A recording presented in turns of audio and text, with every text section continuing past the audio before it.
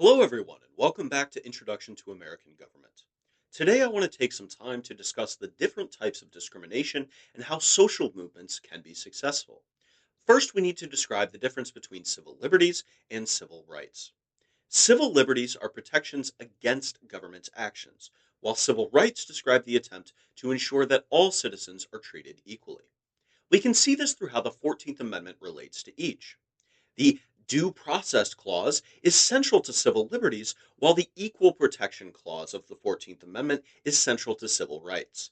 The Bill of Rights, protections for civil liberties, are essentially a list of things that the federal government cannot do. The process of selective incorporation, described in Chapter 4, where the Supreme Court applies the protections of the Bill of Rights to the actions of state governments, is in a case of additional legislation. The Supreme Court does apply tests and exceptions, but warrantless search and seizure, for example, is already constitutionally protected. It doesn't require additional legislation. Equal protection and equal treatment in this way is not. Unequal treatment can be termed discrimination, and therefore we need to discuss discrimination. We discriminate all the time based on behaviors. We have prescriptions against murder, against theft, against even victimless crimes like drug possession. Generally, the basic justification for these is maintaining a stable society or some aspect of morality or justice. What is not accepted in modern American society is discrimination based on immutable characteristics or different treatment based on characteristics someone cannot change, for example, gender or race. But all discrimination is not created equal, and thus it's useful to think about this in terms of four categories: de jure, de facto, public, and private discrimination. De jure discrimination is discrimination in law, while de facto discrimination is discrimination in fact, discrimination that occurs but is not legally protected or required. Public discrimination is that which is committed by the government, while private discrimination is that committed by private organizations, businesses, or individuals. De jure public discrimination is fairly obvious. Think about the Jim Crow South. State laws mandating discrimination with legal penalties. De facto and private discrimination are a bit less obvious. Redlining, or the practice of banks dividing a city into racial areas and refusing to provide loans to applicants outside of those areas, was de facto private discrimination. A hotel owner refusing to rent rooms to applicants of a certain race is private discrimination. With the 14th Amendment's Equal Protection Clause, de jure and public discrimination are relatively straightforward to hold unconstitutional or unlawful, though it took many decades. Private discrimination, on the other hand, is not inherently unconstitutional. Thus, in order to prohibit, additional legislation was required: the Civil Rights Act, Voting Rights Act, and so on. Chapter 5 describes this process, but I wanted to clarify the different types of discrimination and how they necessarily require different solutions. Today, discrimination is largely illegal against protected characteristics, such as race, religion, sex, sexual orientation, age, and disability, among many others, as a result of federal legislation. This extends to education, housing, and public accommodations, as well as many other areas.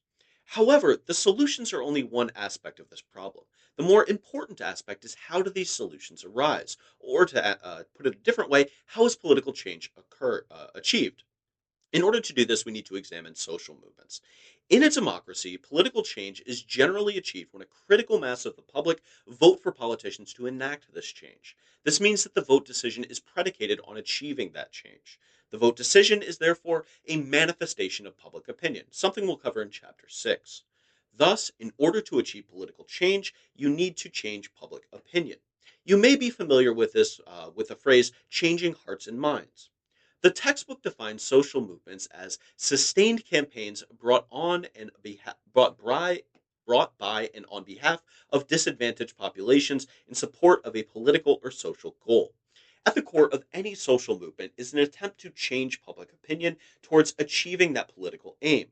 The Wedgwood Medallion, the symbolic expression of the abolitionist movement, carried the words, "Am I not a man and a brother?" This requires opponents to argue that enslaved persons are not people, which is ultimately an indefensible position.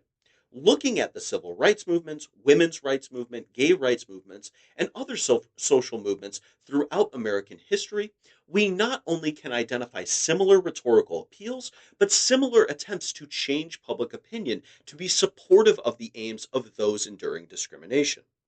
Look at the civil rights movement. The leaders of this movement were acutely aware that this was a battle that would play out in the hearts and minds of those living in the North, of those largely unfamiliar with the suffering that African Americans endured in the American Jim Crow South. Civil disobedience was nonviolence.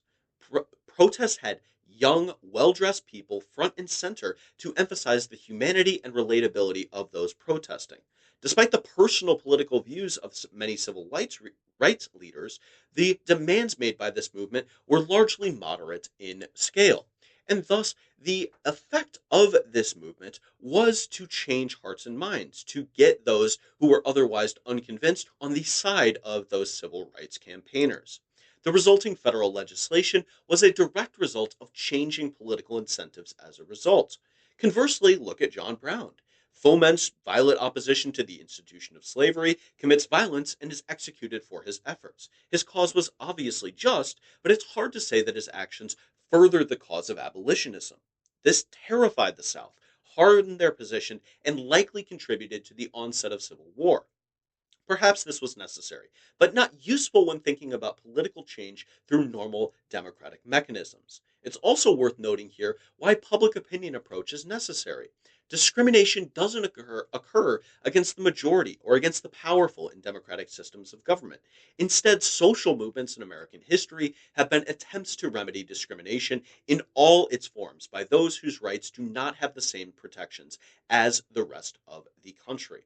And therefore, changing hearts and minds, social movements using the attempt of public opinion and framing their cause as just, framing their cause as eminently defensible, and framing their cause as ultimately moral is and has been the main approach of social movements seeking to achieve political change.